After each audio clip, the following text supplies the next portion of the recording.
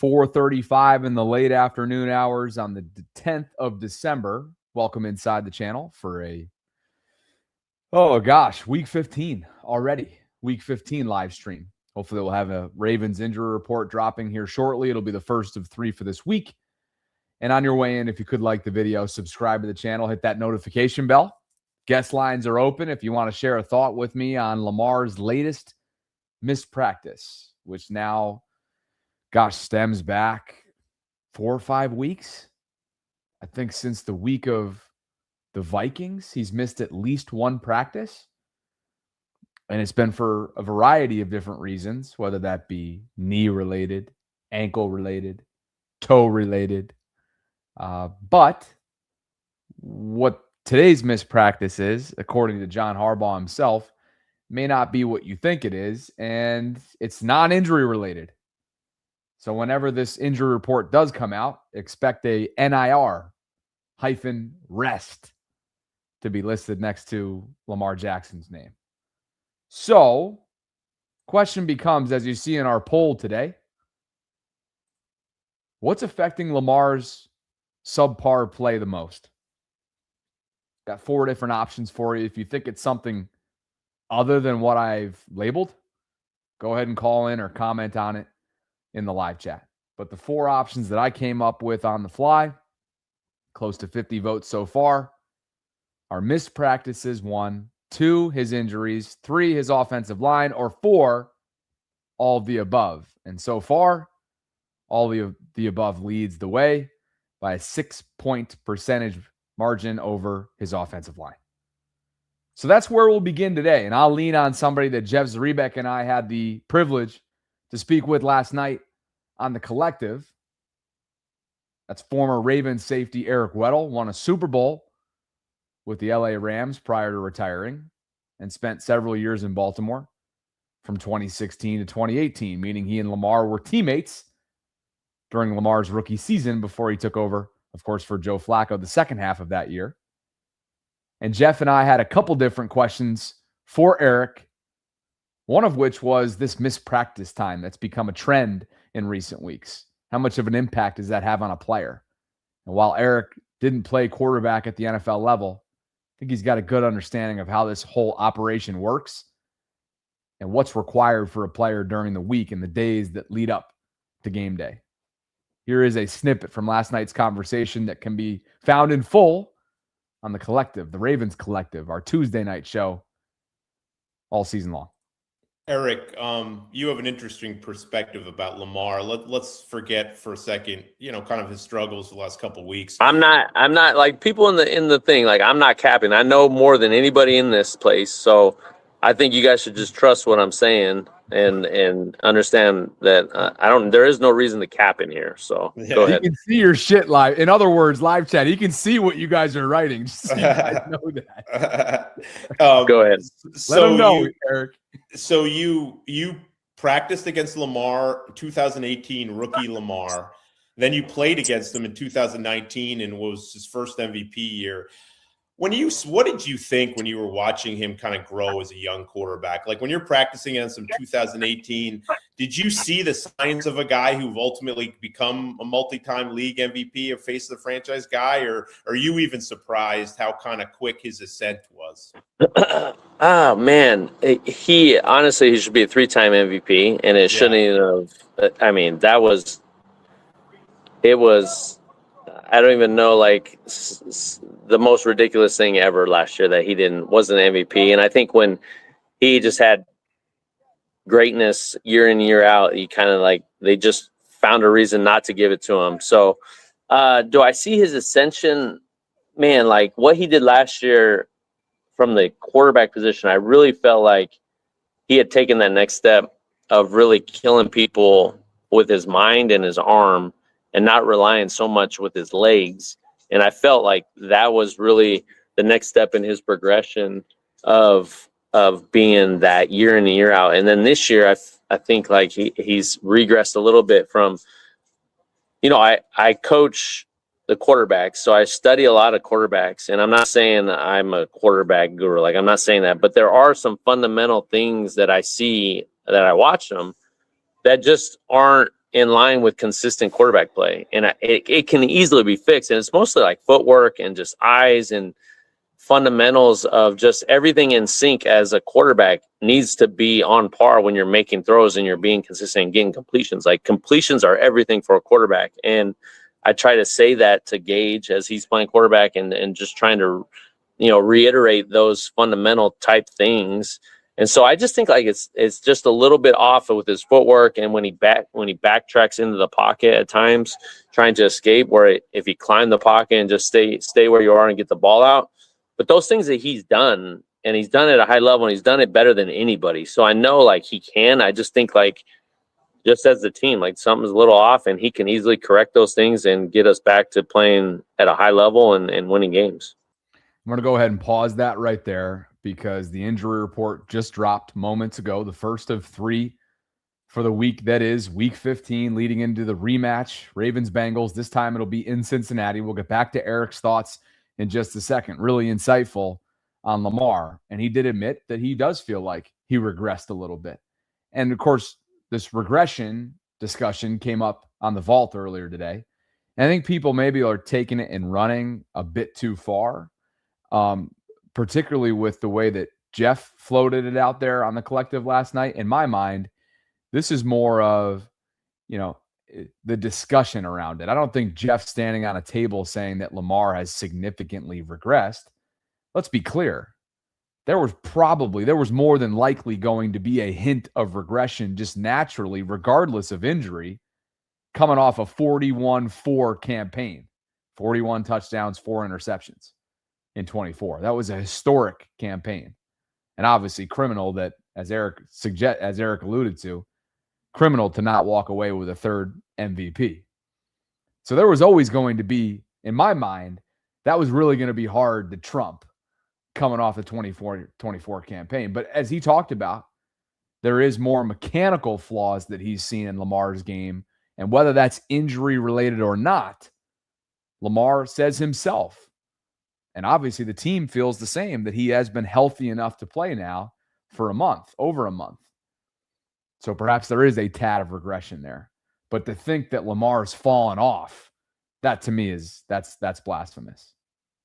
Injury report, as you see up on the screen, does indeed have Lamar as an NIR, non-injury related rest day on Wednesday. So that'll be something to watch over the course of the next couple of days. But it is yet another rest day for Lamar. If you go all the way back to the week leading into the Vikings game, he's missed at least one practice, and just one practice per week for either injury purposes or, in this case, rest purposes.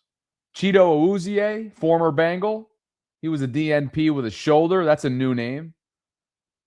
Keaton Mitchell, who says he's good to go, coming up on Sunday.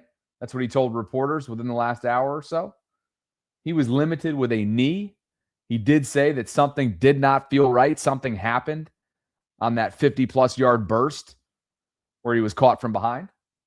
So hopefully that bodes well for him moving forward. And John Harbaugh said earlier in the week that he's day-to-day, meaning he avoided something catastrophic related to that knee. Keaton's 2 years removed from that ACL. So anytime it's knee-related, I think you just very naturally tend to gasp or at least hold your breath for Keaton. It's been a long recovery timetable for him. Tavius Robinson was limited today with a foot, but he told reporters too in a scrum that he's expecting to go on Sunday. Haven't seen him on the field in a couple months. Ardarius Washington, full participant with the Achilles, tore that back in May during a conditioning session. Perhaps he'll be an option for the Ravens secondary in the coming weeks. And Nate Wiggins with that foot popped up as limited. Don't know how he played against the Steelers after being ruled out at halftime of the Thanksgiving night game against Cincinnati. Dude's tough as nails. They're going to need him, especially knowing that there's a chance T. Higgins could be cleared from concussion protocol. I don't know if that's going to happen, but there's a chance that T. Higgins will play, unlike he was able to just a couple weeks ago on Thanksgiving night. So that's the injury report right now. Nothing crazy, nothing egregious. But as we transition back to the Lamar discussion, him missing practices clearly is a part of the conversation in terms of what's gone awry, what hasn't been right. And there's 100 votes so far in my poll. What's affecting the play of Lamar most? Right now, all the above is in a comfortable lead. What's all the above represent? His offensive line, his injuries, his missed practices. But O-line, if you were to separate those three from all of the above, his offensive line leads the way at 39%, injuries at 11%, missed practices at 7%. Make sure you vote in the poll. Let's get our first super chat out there while we're here. What's up, Captain? Captain writes, it's injury related.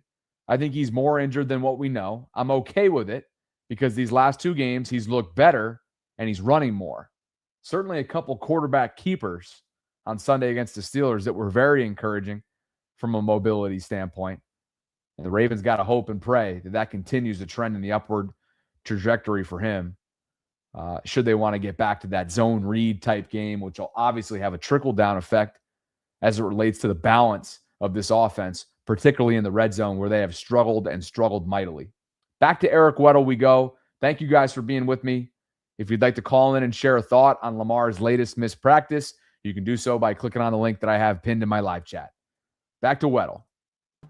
How would you divvy it up, you think, in terms of, like, is it distrust of the offensive line? Is it the limitations for the lower body elements? You know what I mean? Like, when you talk about football, my mind goes in a couple different directions. We know of at least 4 known ailments that he's dealt with: hamstring, ankle, knee, toe.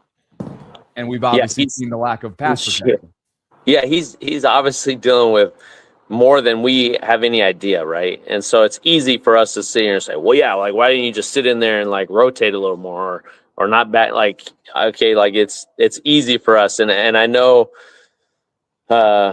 it's like as a former player, like, I try hard not to, like, be that type of guy who critiques, because I know how it is, and I know how it is to, like, not practice all week and try to go out there on Sundays. Like, it's hard to go play at a high level when you don't practice. Like, I did it once where I didn't practice all week and I played horrible. And I always try to tell and express that I need to practice, because I know if I practice, then I can go and at least try to put my best foot forward on playing at a high level. So I think there's a lot going on that we don't even know. And he's trying his best to lead and trying to lead our team. So I would never not, like, tip my hat to him of just being out there. I just know, like, he is that big of a difference maker and the best in the league, that when he plays at a high clip, like, we're almost unbeatable. Good stuff there from Eric Wedle, former Ravens safety. Again, this is in response to last night's collective interview that he was kind enough to sit down with us on virtually. And it all stems from what's become a repeated trend for Lamar as he battles his way through clearly multiple injuries that span all the way back, several months ago now, end of September, when that hamstring popped up. There's also theories out there that he was injured well before the Kansas City game in late September. But all the way back to the Vikings week, we've seen this trend become a thing. It's been hamstring related. It's been knee related. It's been ankle related. It's been toe related. And this week, it is non-injury related for rest. That's what caused him to miss today's practice, something that John Harbaugh spoke about earlier this week during his Monday press conference, just about the idea of missed practice time from Lamar and the impact that that's having on him. You want to have everybody practice. There's no science to it. You want to have everybody practicing every day. I mean, it's your goal, as a coach. But it's a long season, man. I mean, these guys go through a lot. Lamar, much as anybody, he's got the ball in his hand every play. He's making plays. He's doing what he does. He's competing like crazy. So there's going to be times where he's just not going to be up for practice. It's just not going to be the best way to go about doing it. And that's a conversation between, Lamar, the trainers. We're involved in that to some degree. But, what's best for him to be ready to play his best on Sunday, that's really what matters. And so, sure, you'd rather have everybody practicing all the time. But if it's not the best thing to practice because you want to get your body right, that's definitely got to, I think you have to respect that as a coach. I know you have to respect that as a coach. So I respect Lamar and his judgment, and I thought he played very well. I thought he played very well in the game. I respect him as well, and I respect his judgment when it comes to his own health and how he's clearly managing the discomfort and the process that is trying his best to work through what's become a really physically challenging season. And I also respect what's factual right now. And what's factual is that this is not anywhere close to what Lamar is capable of doing on a football field. And it's one of the reasons as to why the Ravens offense remains broken, remains compromised. Lamar, first and foremost, is compromised physically. We know that. And as a result, this offense is struggling mightily, and the numbers back that up. His completion percentage over the last 4 games, it's a 54.8 average. Passing yards per game, just over 202. And he's accounted for just 2 touchdowns and 6 overall turnovers. Obviously, all of those turnovers require context. One was really ugly, of course, on Sunday against Pittsburgh, where he tried to float and just didn't have enough touch on that ball to Rasheen Ali, allowing James Pierre, his cousin, to easily intercept it, which immediately led to 6 for Pittsburgh. And then you see the rushing yards per game at 22.8, but I think we know that that's probably trending in the right direction from a mobility standpoint, because we did see some of that willing and able approach physically from him that's been encouraging. Some of those quarterback keepers to the right-hand side. But as we know, Todd Monken's got his hands cuffed a bit, I would think, when it comes to just how deep that playbook goes right now for Lamar from a zone read standpoint, right? Some of the option game. I'd have to think that a lot of that is touch and go, I would think. And this offense isn't the same when those aren't in play. Matt Ryan, former NFL quarterback, certainly didn't have the mobility, anywhere close to the mobility that Lamar's had now for 8 years running. But he does offer good insight into the practice week and the overall operation of an NFL quarterback. And he spoke about this missed practice time that's starting to really tally up for Lamar on Sunday on CBS. Have been a struggle. Yeah. They have been a struggle for Lamar Jackson. Yeah. Part of that is due to injury. Yeah. Part of that, I think, it's not even the injury that's affecting him on the field. I think the limitations of not being able to practice during the week. You're seeing that show up with inconsistencies in the passing game. Yeah. And you need those reps, no matter how good you are. And Lamar, we are all huge fans of Lamar and just marvel at his ability to make plays. His explosiveness does not look the same as usual, but I also think the passing, which he has made great strides of in his career, the efficiency, the accuracy, it just has not been there, and I think that's part and parcel because you're not practicing. You got to go out there and you got to do it. You got to be on the same page with the guys that you have. That was from Sunday. He did mention the explosiveness. I think we all know that while it's not Lamar Jackson explosiveness, the mobility has looked good the last couple weeks. Thanksgiving night against the Bengals, Sunday against the Steelers. The mobility's looked a lot better than it has weeks prior to those 2 games. And again, if you're just tuning in, Lamar has missed practice for a 5th straight week. You can go all the way back to Vikings week, where he missed missed one practice leading into that game. And there have been ailments every single week up until this one. Today's is non-injury related. As we saw on the official injury report, the first of 3 as released by the Ravens. Chido Awuzie also finds himself on this list with a shoulder. Keaton Mitchell with that knee. He's day-to-day. He was limited. Tavius Robinson told reporters that he's expected to go. I don't know if that's going to change the impact this pass rush has been having or not having. But Tavius could very well be out there for the first time in a couple months after that in-season foot procedure. Darius Washington, just a miraculous return from him. The recovery timetable spanning back to that Achilles tear in May is insane. Perhaps he's an option. I'm sure they're going to want to be really careful with him. Both Tavius and Ardarius remain within their 3-week activation windows and have not yet been added to the 53-man roster. So those are two names to watch as they get closer throughout their ramp-up processes. And Nate Wiggins, with that foot, yes, he played against the Steelers after being ruled out for the second half on Thanksgiving night against the Bengals. He's limited. And if T. Higgins can go, by the way, they're going to need everything they can get from their secondary. Speaking of T. Higgins and the Cincinnati side of things, here is their injury report to kick off the week. And let me go ahead and make this a little bit bigger so we can see what it is that we're dealing with, or I should say they're dealing with. Okay.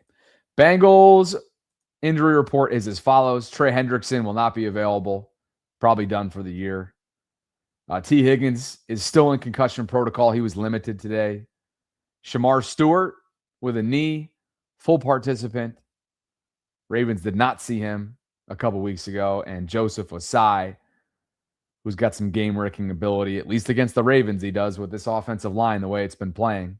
With his shin, he was a full participant. So those are sort of the names that matter from a Bengals perspective. And I don't know if you guys have been seeing this. Those of you that are fans of college football, and maybe some Wolverines in the chat. I know the Harbaugh family runs deep when it comes to Michigan. Some pretty big news within the college football landscape. Sharon Moore, this is his second season with Michigan after Harbaugh left for the NFL. He was just fired 10 minutes ago. And the firing is for cause. Oh, man. Pete Thamel, ESPN, released this statement from Michigan, shared this statement, which was released by Michigan, to be clear. Sharon Moore has been terminated with cause effective immediately. Following a university investigation, credible evidence was found that Coach Moore engaged in an inappropriate relationship with a staff member. I mean, what is going on in Ann Arbor? Recruiting violations, cheating scandals, investigations out the ass, inappropriate relationships with staff members. Blow it all up over there. Get Wink Martindale out of there. Or promote him. How about that instead? Promote Wink. Remember, Wink is the DC over there for the Michigan Wolverines. Wow.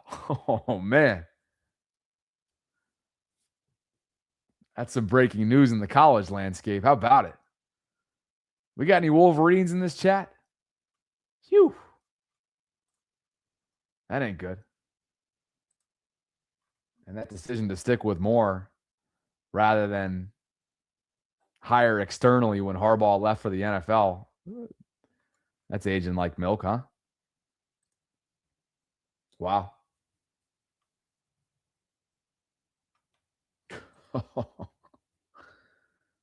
Shoo, boy. This conduct constitutes a clear violation of the university policy, and maintains zero tolerance for such behavior. Biff Poggi, I'm not sure who that is. Must be one of his assistants. Sorry for my naivete there, but Biff Poggi or Poggi has been appointed head football coach in an interim capacity effective immediately. So Harbaugh leaves and the whole thing just gets totally blown up. So who are they going to bring in now? Jesus. James Franklin? OG Sean says, Bobby, that title is nasty work, fam. No need to make this the thing when he basically hinted it in a press conference that he'll be missing Wednesdays. Sean, I think you misinterpreted what I'm trying to go with for the title completely. Matter of fact, you blew it. Sean, what I'm trying to say is it's not injury related. That's the point. It isn't what you think it is. Everybody's thought that it's been injuries now for weeks, and it could very well be. But what this injury report is telling you that you see on the screen right now is that it's NIR, non-injury related. which is an important designation based on what's been the case now for weeks, dating back to the Vikings week where he's missed one practice every single week due to different injuries. It is now non-injury related, leading me to create the title the way that I did. Perhaps it isn't what you think it is, his missed practice. That's it. There's nothing else. Come on, Sean. And by the way, I'm a big believer when the clickbait label is thrown around. To me, clickbait is simple. When you click on something and you're disappointed or misled by the content that you ultimately consume. Has anybody felt misled since they got in here? Tanya says Bobby's messy. It's injury related. I love you, Tanya. You never miss a show. You're my girl. You're also wrong. And you're being messy with that chat. Let's go, homegirl. Call in now. I'll give you that same treatment as David Cure and everybody. Dark Thunder 35 is here with me. And he writes, ticky-tack calls took 2 touchdowns away. Andrews and Bateman dropped a touchdown. Likely fumbled a touchdown in the last 3 weeks. A mix of bad luck and players failing. And see, this is the great context that I need, Dark Thunder 35. Because while the graphic that you see up on the screen is staggering and shouldn't be ignored, there could also be 2, 3, 4, 5 total touchdowns over that 4-game span. And instead, there's just 2 for Lamar, leading you to believe that he's been woeful, when really, in some cases, the context that's required is the underperformance around him, the drops around him, the fluky officiating around him, right? That's why it's always required to give that context, and I'm glad you did. So thank you for that. Guest lines are open. Juice Box just popped in. Juice, it's been a minute, brother.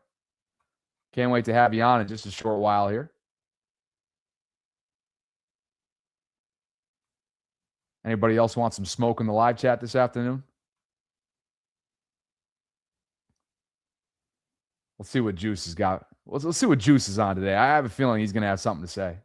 I do. And just in case you guys are just tuning in, Lamar missed practice today. It was non-injury related. It's been a topic of conversation. It certainly was last night with Eric Wedle, former Ravens safety that Jeff Zaribek and I were privileged enough to chat with on the collective. I thought he shared some good insights. Yeah, he didn't play the quarterback position at the NFL level, but he was very adamant that practices were almost gospel and a requirement to go out there on Sunday and be as polished, and as mechanically flawless as one can be. And we know those are 2 areas that Lamar has struggled over the last month or so, and the numbers do bear that out, while also requiring context for some of the subpar play around him from his peers. Juice, what's going on, brother? Good to see you, man. What's going on, Bobby? What you got for me? Well, I'm start with the poll. It cracks it. I'm very like no nonsense, no BS type of person, and sometimes it drives my kids crazy and my wife and my coworkers. But it's like this stuff right with Lamar is so like blatantly obvious to me. Like Lamar's not playing good, and we know, right? But you say, well, where does it start? It started with the O-line. The O-line played like garbage. So then Lamar got hurt. So now he's got injuries he has to deal with. Well, since he's hurt, he has to miss practice. It all starts with the O-line, which really goes back to last year, because remember the beginning of last year, they lost. Then we started like 2-2, and Max Crosby was killing us or whatever. Like it just started for me. I just get tired of it, because not only that, when Lamar plays bad because the O-line looks like trash and his stats aren't looking like they normally do, the first thing that everybody immediately goes to is Lamar. But Josh Allen has a good O-line. Josh Allen got his ass beat against the Texans with a good O-line. And what was the first thing that everybody said the next day? Oh, we got to get Josh Allen some help. They got to do something for him. And I'm like, okay, you put Lamar behind that O-line, because we've seen Lamar with subpar wide receivers. I mean, his best receiver in 2019 was Hollywood Brown. And then you had the hodgepodge of dudes with him. And he got a unanimous MVP out of that, but he had a good O-line and a decent running back. Like, it just pisses me off that the goalpost does get moved when you talk about Lamar, and other fan bases are like, man, Lamar gets coddled all the time, and I'm trying to figure out which content are y'all consuming where Lamar's getting coddled, because I don't see it. I mean, even with Patrick Mahomes, once Eric Bieniemy left and they lost the creativity and Tyreek bounced, they haven't looked the same. But and their success, to me, just me, is something totally different than what they're doing. I just think they get a little bit of extra help sometimes, which whatever. If Baltimore was getting it, I'd acknowledge it, and I'd be like, hell yeah, we get a little help. So what? But it's like a lot of people just, they want to immediately point at him instead of the surrounding. And like when Shannon Sharp was going at Daniel Falele, I was like, man, it's about damn time, because somebody got to call it out, man. I know they don't want to hurt no feelings, but John Harbaugh, maybe you need to be a little bit more Bill Cowher-esque, get up in somebody's face and say, look, because at the end of the day, if it is a business, how much money are we paying Lamar to do what he's doing? Bro, protect him. Well, shit, they might be on the hook for $75 million cap hit if they don't get if that's what I'm get together on the same page this offseason. Fix it. Like I understand Lamar don't look right and he ain't playing good. But there is a reason for it. It's because, like you said, he's compromised. He don't trust them. And it took a while last year for him to trust them, for him to put up the 40 touchdown, 4 interception year, which still pisses me off because, most of those interceptions wasn't even his fault. Oh, which brings me to another thing. The Aaron Rodgers, I was going to call in, but I had to let it go because I was so pissed off. The Aaron Rodgers interception. You remember when Justice Hill caught a wheel route, and him and the linebacker had dual possession. Justice Hill's back hit the ground, and the linebacker ripped the ball out, and they called it an interception. So I'm like, what's the difference? Well, Peyton will. That to me was pretty definitive, honestly. That to me was a lot more conclusive than the Rodgers one was. I know that. I mean, I don't know. I think as soon as Justice Hill went down and then he ripped the ball out, I was like, well, he was down by contact per the rules. Dual possession goes to the offense. And what they were saying about Aaron Rodgers, his knees were down. He was on the ground. But, and then like somebody else said about the Zay Flowers against the touchdown he had against who was it? Was it the Chargers or the Rams? And he went to the ground and rolled, and the ball popped out, and I was like, shit, man, it's not going to be a touchdown. And then they called it a touchdown. It's just weird shit. But the whole Lamar thing is, to me, and the reason why a lot of us Ravens fans are like irate at the time is because we just want something, like, quit rolling the same nonsense out there. Like, please. Like, even the Colts could have got AR ready, but they was like, nah, screw it. Let's go to the retirement home and get Pappy Rogers out here, or Pappy Rivers, and have him. I mean, this dude's a grandpa, and he about to come back and play football. I don't know what he's thinking. Oh, you guys got to go watch that press conference from earlier this afternoon. I just listened to it earlier. His first press conference since the pandemic season. He gets up there to start the podium, and he's like, Zoom? No Zoom? Last time he was doing it, they had to do Zoom calls for all the press conferences. So how things have changed, Deuce. It's great to see you, man. Thanks for the call, brother. All right, man. We'll see you around. Oscar, you're up next. Waiting room's cooking. If you guys want to share a thought with me tonight, Lamar's latest missed Ravens practice, and some of you have taken issue with the title, isn't what you think it is. What do I mean by that? It is not physically related. That's what the injury report itself says. NIR, non-injury related. What is related and what is a trend is now it's 5 weeks running where Lamar's missed one practice each week since the Vikings week with an injury up until now, which was a rest day. So there you have it. Captain Hard writes, his confidence is low. The drops, fumble, touchdown, bad officiating. If I were Lamar, it's like, damn, even when I make the plays, something always happens. Captain, thank you for the super chat. If you guys want to share a thought with me tonight, the guest line access link is in the live chat, as always. Listen to Eric Wedle again, just in case you've tuned in within the last couple minutes, and then we'll go to Oscar. But listen to Eric talk a little bit about what he's seen off from Lamar mechanically, operationally and how it's impacting this offense. And some 2018. Did you see the signs of a guy who ultimately become a multi-time league MVP or face of the franchise guy, or are you even surprised how kind of quick?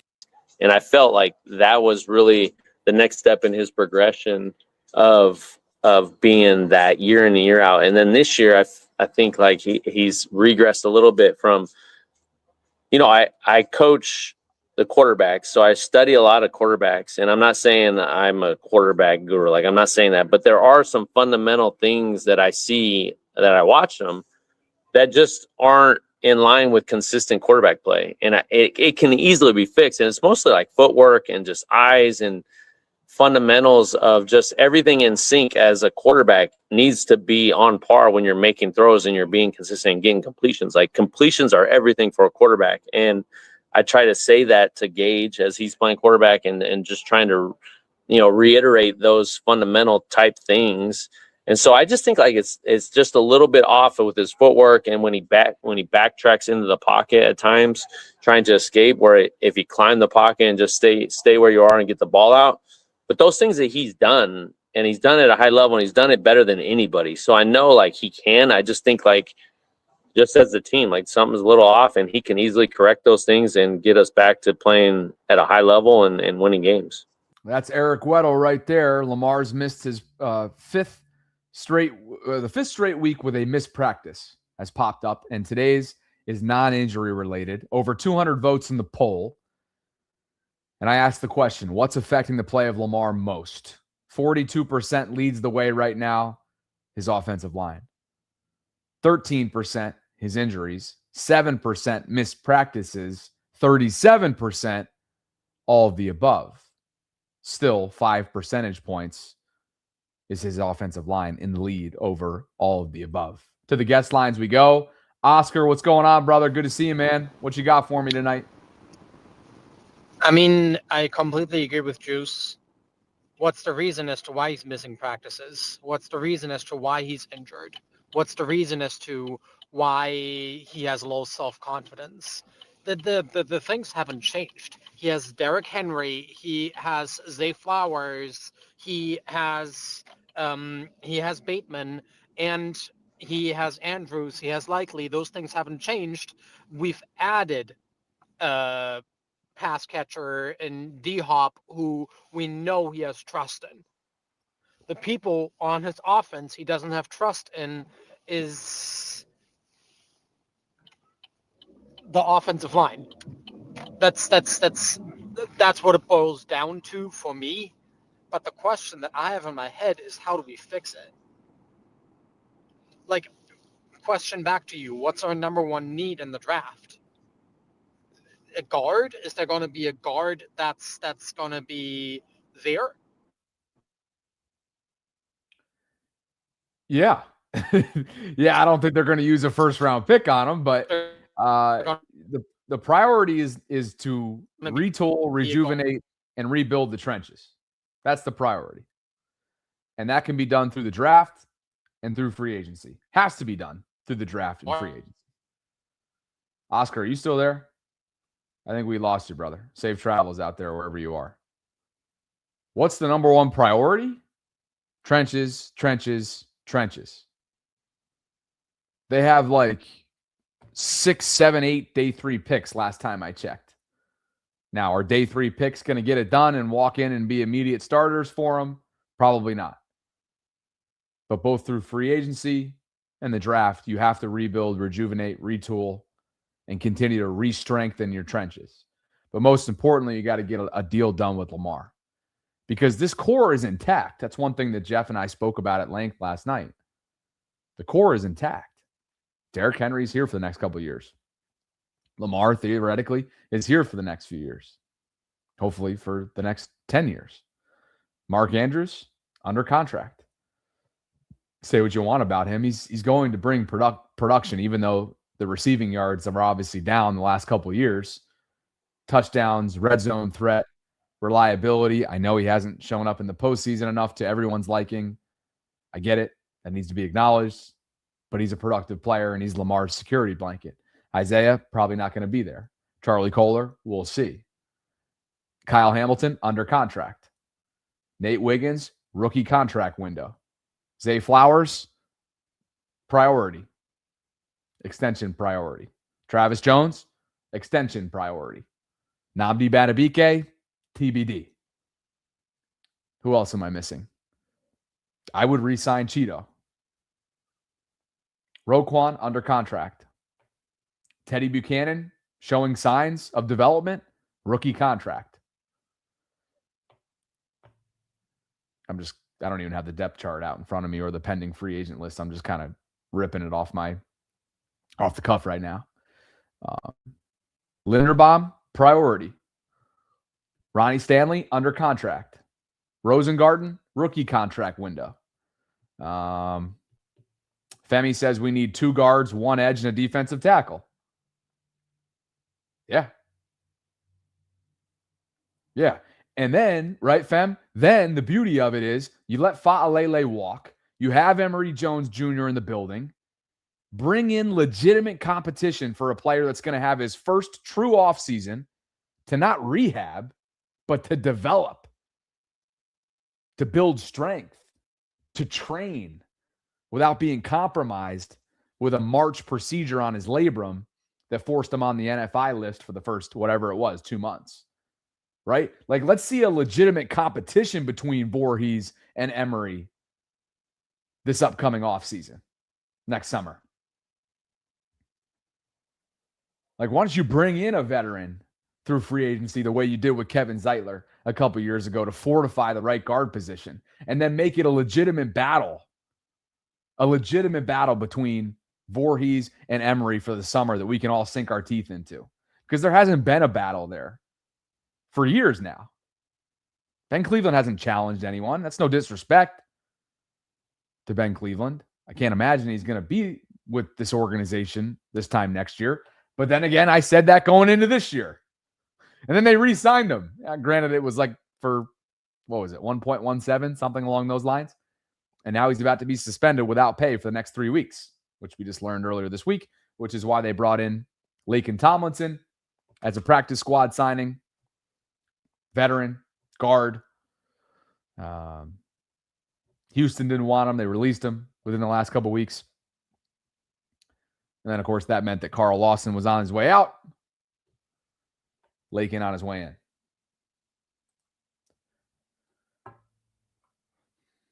If you're just tuning in, this episode is built around Lamar's NIR rest practice missed. It's non-injury related, but he missed today with a rest designation, meaning there is no injury designation for Lamar. It is a rest label for Lamar. And dating all the way back to the Vikings week, he's missed 1 practice due to injury, or in this case, this week, non-injury related. Eric Wedle talked about it at length last night. I appreciated his insight and perspective. Rave is with me as we continue. With me? Rave is with me in the live chat right now, in the waiting room, I should say. If you guys want to share a thought, and perhaps let's get an update on the poll before we continue. Over 230 votes. 43% of you say Lamar's offensive line is affecting his play the most. 36% of you say it's all the above, offensive line, injuries, and missed practices. 14% of you say injuries, and 7% say missed practices. Rave, what say you, brother? Jay Moore, we'll come to you in just a second. Welcome back to the program, my friend. Good to see you. Oh, I forgot. I forgot. Oh, you're on all right. Listen, no, look. Okay, all right. So, how do I start this? I try not to leave. I actually have been trying to leave the Ben Cleveland thing alone, but you always got to say something that just, that's going to piss me off by saying Ben Cleveland. Why would you not believe Ben Cleveland didn't try to attack and win that battle? Obviously, they lied. All 22 came up there and said they lied. He said don't lie. He said he lied. And it's not only he said, y'all just heard John Harbaugh in the press conference say Andrew Voorhees and Falala was not beaten by Emory. And we all know that was a lie. So anything that comes out of John Harbaugh's mouth is a lie. So let's start off with that. So let's and let me start off with this then. And let me start off with this before you continue your thought. What has Ben done in your mind? What has Ben done? What has Ben done to earn your belief that he's deserving of being the guy at either one of the guard positions? Who, Ben? Aside from the Ben or small Emery? sample size fill-in work where he's been serviceable, right? Ben at or guard. Emery? Ben, what Ben. has Ben done to make you feel like you want to stand up on a table Yeah. and say that he's the guy?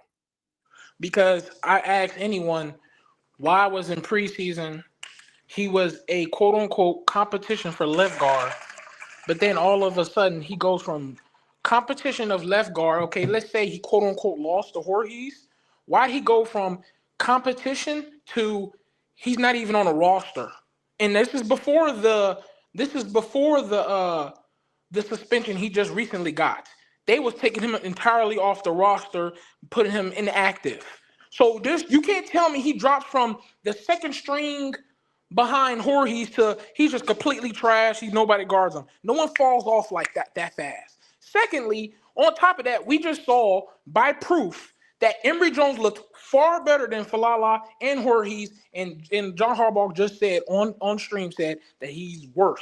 He was worse than them, and that was the biggest lie. And we all saw proof in the game. So the small film that we seen of Ben Cleveland do his thing, and if we just saw the small film of Emory do his thing, we don't see practice, but we see the game film, and Emory looked better. All y'all told me Emory's the guy. They haven't put Emory out there because they're going to get Emory ready to go. He did not play not one single snap, and it sounds like through through John's mouth, Emory's not going to play at all with us on that starting spot. So if Ben Cleveland, I don't believe they gave him a fair shot in the first place, and they lied. Just like 20 Film said they lied about him, and I said that all along that they lied about him. So respectfully, the small film that I've seen from Ben Cleveland, you can check what he did in the game. What he did, he looked aware. He was looking for work. Sure, he can be better at small points, but sure, I never seen him fall on the ground so many times as Falala. I've never seen him whiff as many times. Has he whiffed before? Maybe, sure. Congratulations. But that's one whiff compared to Daniel's 100 whiffs. I think I'd rather take the one whiff. Lamar Jackson right now just missed another practice. You know what that is? He needs that rest. He needs that energy. His body's getting banged up every day by that horrible offensive line trash of guards. I'm sorry, it is affecting us. That O-line, ladies and gentlemen, Baltimore Ravens fans, that O-line will be the death of us if John Harbaugh doesn't get out of his ego ways and fix it right now. It's going to be the death of us. Appreciate the call, brother. Thanks for the call. I can't sit here and evaluate Emory Jones yet. It's 16 snaps. 16 snaps. I'm just not willing to stand on a table or shout from the rooftops about Emory. It was great to see him. I'm glad he got that rotation opportunity. Hopefully he's healthy. It was his first snaps ever as a pro. And Voorhees has obviously left a lot to be desired when you look at the full body of work so far this season, and you take into account that Andrew lost his job, yes, initially due to injury to Patrick McCary last year, but McCary, once the door opened, never allowed it to stay open. He closed that door shut, and they didn't look back. But where you start to point in the blame game at the front office is why wasn't there a legitimate competition this summer at both guard positions? And that therein lies my biggest critique and pushback from a front office perspective. You can talk about George Warhop. You can talk about ultimately, like Femi did this afternoon, player execution or lack thereof. The front office should be talked about as well in that regard. Jay Moore, what say you? Let's get an update on the poll quickly. Over 250 votes. Still 41% of you say that Lamar's offensive line is affecting the play of him the most. 37% of you say it's all the above, meaning a combination of his offensive line, his injuries, and missed practices. 14% of you say it's just solely his injuries, and 7% of you say it's just solely missed practices, which he did miss today. It was a non-injury related designation, just to be clear. Dreams hit me with a super chat, and Queon says, Vegalone, Penn State guard, is a must draft. Ooh, Dreams is already looking ahead at draft season. Oh, man, I can't even look ahead yet. But God bless you. God bless you. Who is Michigan going to bring in this late in the process? They just fired Sharon Moore for cause, by the way. Inappropriate relationship with a staff member. Breach conduct. With cause. Sharon, gone. Can't make this stuff up. Jay Moore, welcome, brother. How you doing, man? I'm good, brother. How you doing? Great. What's going on? Man, I believe Lamar's play is all down to and comes down to the offensive line. I mean, I would say the entire season has come down to the offense and defensive line. I've seen a couple people in the chat say, well, everybody had a great game, first game against the Bills. Bro, we ain't in week 1 no more. Like we are at the point where we can't afford to lose one game. Because if so, now we need help. Right now we control our own destiny. So, but as far as Faalele and Voorhees and Emory Jones, that Harbaugh doesn't give certain people chances. Emory Jones didn't get a full chance to actually show what he can do. You give me 16 plays, and that these 16 plays aren't back to back to back to back to back. No, you give me a drive. I might come in for a half a drive. You take me back out. I come in for a few more plays. Let me get my feet wet. Let me get warmed up. Let me get my hands on a couple people. I mean, he does the same with for devil's advocate here, right? Can we just consider the fact that, sure, Pittsburgh's defense is not the vaunted group of old, but it does have the likes of certifiable game-wrecking technicians like T.J. Watt, Alex Highsmith, Cam Hayward, guys that are going to be one day in Canton. Two of the three of those players are going to be in Canton one day, in TJ and Cam. I just want to throw that out there. You got a player that's logged 16 career snaps, who's coming back from injury. I just want to give the staff a little bit of grace. And I've been one of the loudest when it comes to where they've failed with this offensive line within that 2-year rebuild that Eric DaCosta, he wasn't hiding from it. He called it a rebuild 2 years ago. And luckily for them, they were able to not live and die by that in 2024. But obviously it's come back to bite them in a big way a year later, year 2 of that rebuild. But let's be clear on that. You know what I mean? Pittsburgh's defensive front, that's no joke for a rookie to go in there and handle. Yeah, and I agree. I mean, but at the same time, he's a grown ass man out here, bro. Like, it's like, bro, you know what you signed up for. You know what you're supposed to do. Do that shit. Like, if you in the trenches, handle what the fuck you got to handle, and put whoever on their ass so that way you can open these holes for Derrick Henry to run through, Keaton Mitchell, whomever has the rock. Open the holes. That's what you're supposed to do. Which coach that you had on here a little while ago? DC, Derek Coleman. Yeah, I was watching one of his videos in regards to Faalele, and he also has one in regards to Rosengarten. Nobody, man, I could put my 9-year-old daughter out there, man, and she can do exactly what these motherfuckers is doing. Well, like, wait a second now. Roger was busting his ass on. Yeah, Roger looks better than Faalele. I will say that 100%. He looks better than Faalele. Don't do Roger like that. Don't come on now. Don't do Roger like that. World's better than Faalele. Oh, not Rosengarten. My bad. I mean Voorhees. Shit, I'm fucking my bad. Voorhees. But the main thing is with Faalele, it's always been hand placement, and the fact that you're 6'8", the number one rule in football is low man wins. The low man wins. You're big, you're strong, but if Aeneas Peoples, I will put him in front of this man and tell Aeneas Peoples run his ass to the ground. Put him in the dirt. Put his dick in the dirt. That was something that we used to say back in the day when I played ball. And the same thing with So you're talking about the hand placement. Look at the national conversation right now. And we know it began this week with Shannon Sharp using his massive platform to absolutely rip Faalele to shreds. Well, Quincy Avery is doing the same as well without actually mentioning Daniel's name. Listen, look at this tweet right here. The Ravens have an offensive lineman who plays like he doesn't get to hear the play call. He just has to read and react based on what the people around him do post-snap. It's kind of glorious to watch. And Orlovsky makes sure that everybody knows it's RG, right guard. This is the conversation, some of the dialogue that's been happening at the national level within NFL circles about a right guard who's become a household name for all the wrong reasons. So it's obviously a problem. One more thing. One other person that I have to say something about.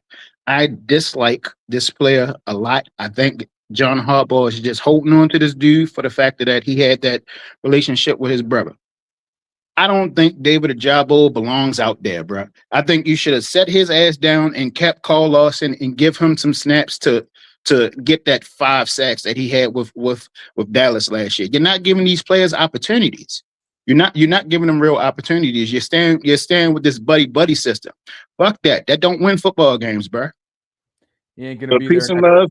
Likely Peace and love, will man. not be here next year. I would assume that Ajabo will not be there. So it's been an unfortunate, really waste of a second round flyer that they took on him several years ago, and a lot of which has been injury related. You hate that. It's uncontrollable, obviously, but it is something that's undeniable, and that has been a failed second round project that David Ajabo has been throughout his rookie contract. So yeah, I watch him a lot, and I see a lot of. I'm just in a hand fight with you. I might do a spin, but my spin is non-effective. Like it's not like a Mike Green spin. Mike Green spin, you get low, you put your elbow in whomever rib, and you keep moving. His spin is just, I got a 2-2 on, and I'm gonna spin right here in front of your face. Mike leads the team with sacks. And that's only 2. That's 2.5. 2.5. Come on now, no 2.5. short games of Jay Moore. Come on now. We in what week? What's this? Week 15, 16? Week 15. Week 15, and our sack leader has 2 sacks. I'll see you, brother. Thanks for the call, man. All right, bro. Appreciate you. Guest line access is open if you guys want to share a thought with me on a number of different things, including Lamar's missed practice, which is non-injury related. We're coming up on 300 votes in the poll, so please vote if you could. Richard is with us, and his hashtag is really quite depressing. It's hashtag Dare to Hope 2026 with 3 question marks and then a prob not. Richard, are you with me? Can't tell if you're. Yes, you are. You always are. You just keep it face down until I bring you on. But how about this right here on the screen from Quincy Avery on Fa'alele?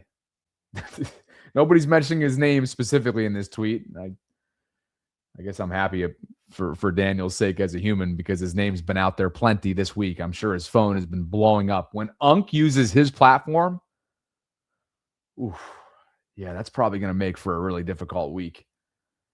Welcome to Steve Loop. What's going on, Steve? Good to be with you today.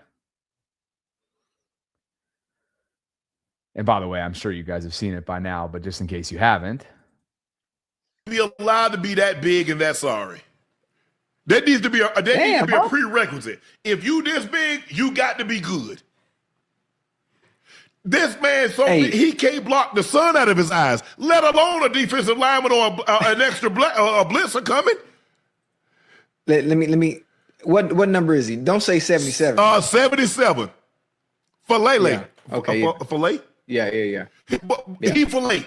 Fish filet. Oh, that's going to forever be played. I hate to keep replaying it at Daniel's expense, but just in case you guys missed it. Dre and Richard, take me home. Take me home.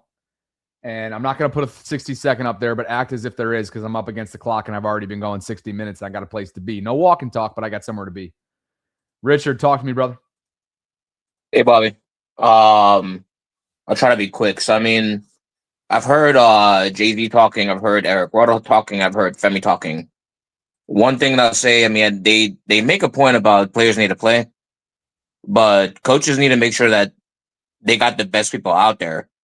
Now, all the players can say, sure, they have the best, 5 out there, but if the best 5 can't do shit against a moderate or a depleted defensive line pass rush, what's the harm of putting somebody who's a rookie or somebody else just to see what the hell you actually have on game day?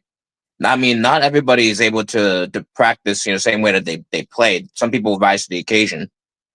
At this point, I don't see, I don't think there's anything to lose. Now, as far, so I have that point.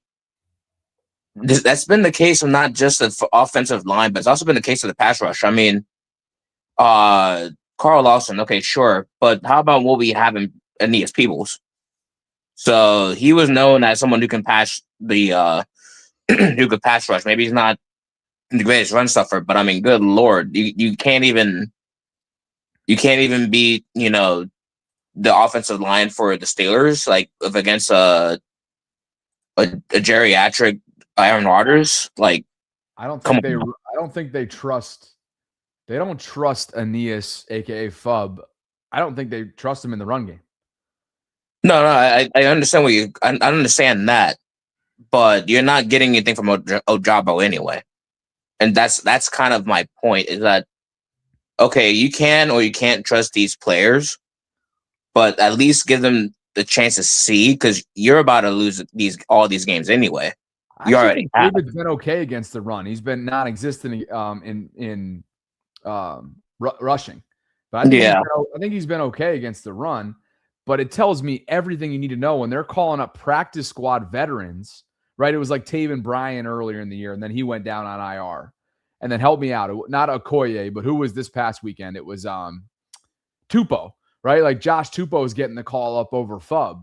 So clearly they're using these veterans, these more experienced players that are run stuff or big bodies, and they just don't.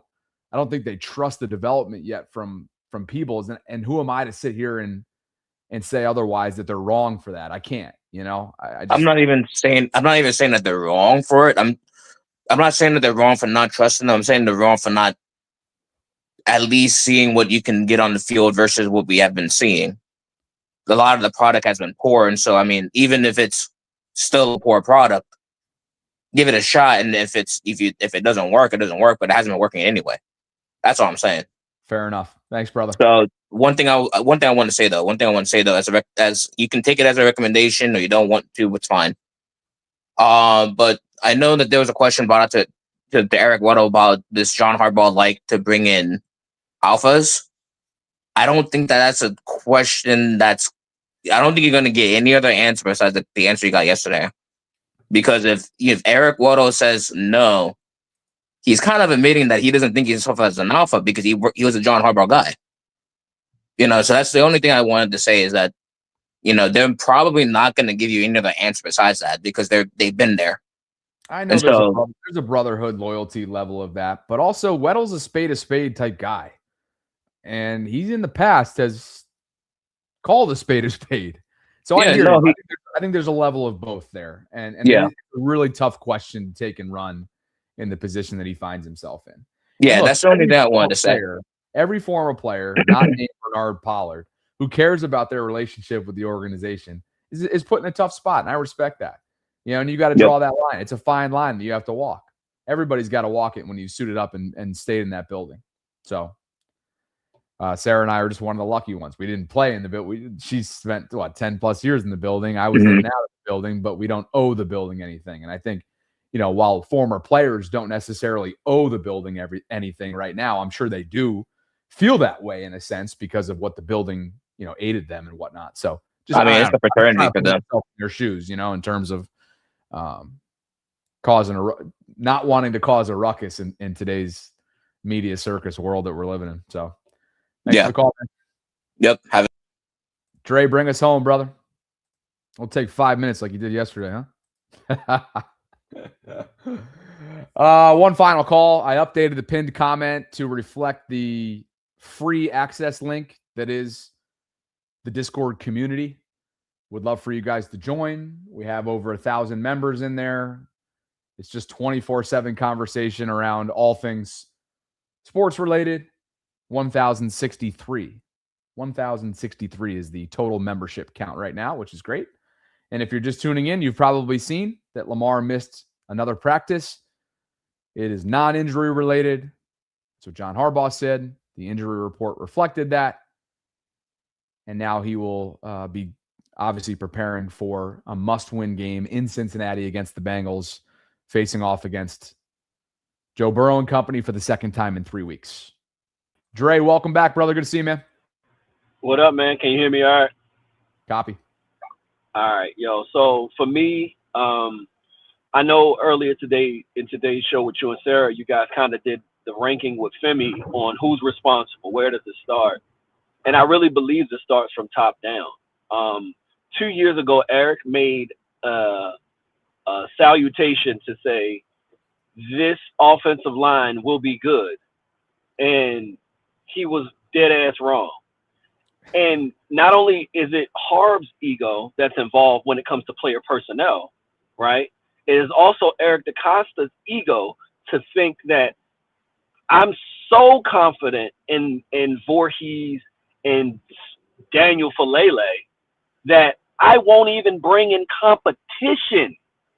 I won't even bring in a person to, even if, like, there are some things, for example, you do with children. You know your children can complete a task, but you'll challenge them a little bit and give them a little bit more incentive to be even better. So if the decision was made for Daniel Falele, because it clearly was, Daniel Falele had the right guard spot on lock, right? It was clear as day. They came out and said there's going to be no competition, and they did the same thing with Bateman, but I ain't going to get into Bateman. But Daniel Falele had no competition, right? No competition. How do you get the best out of, I really believe, and even Femi can admit this, competition breeds excellence. If you're giving these guys clean slates, what incentive does Daniel Falele have to get better? Nothing's on the line for this guy.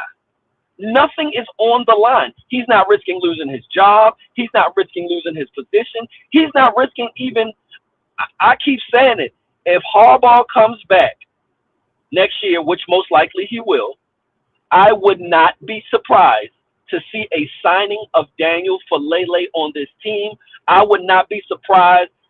Listen, and Femi said to when Rave was on that he didn't mess with Rave. Well, he said he don't fuck with nobody. When he said he said when people start saying that they're calling out saying that people are liars. I don't know. You gotta go. But if we played the clip of what Harbaugh said about this offensive line the last game, come on, bro. That's an outright lie. The damn offensive line did not play good. Every single metric shows us that. We have clear as day tape. So that's what I think. Sometimes overall, do we think Harb is a politician? Yeah. But there is sometimes where Harbs gets so egregious because he's whatever he's trying to protect, he will lie about. We've seen it over the years. And to come in front of the national media and someone asks you, Jeff Zarebeck asks you a question and mention Daniel Falele by name, and you say, yeah, these guys, they play pretty good. Come on, bro. Well, in fairness, though, right? Yes, exceptionally well was used, that phrase in the run game. Right, come on, like that. Can we say that's a lie? Can we say that's a lie?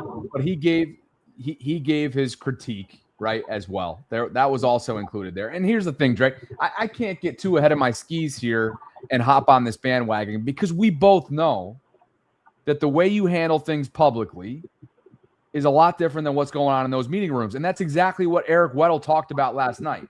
Like, he doesn't owe anybody, right? Nobody owes anybody anything when it comes to accountability publicly. As long as that accountability is happening, I know this is going to piss people off, but as long as that accountability and that self-assessment's happening within those walls, I'm fine. Personally, I'm fine with it.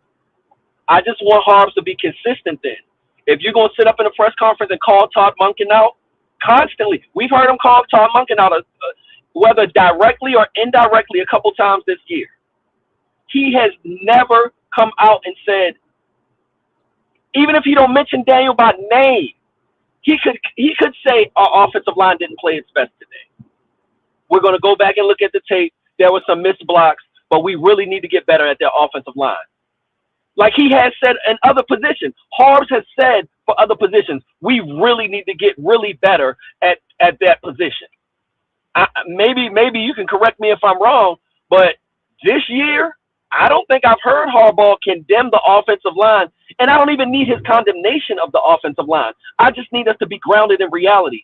That offensive line is one of the worst in the league, if not the worst in the league. And you have a player that is literally looking like a buffoon on the field. Missing blocks. Brother. I get it, man. I'm up against it, but hey, safe travels out there. Thanks for the call. Yep. I get it. I do, man. I do. I get it. I get it. And frustrations are at an all-time high right now in the Lamar era because the Ravens are on the brink and they find themselves in must-win position yet again. It feels like the postseason began a month ago. And they've successfully dug themselves out of the 1-5 hole. Now they're back under 500 on the brink.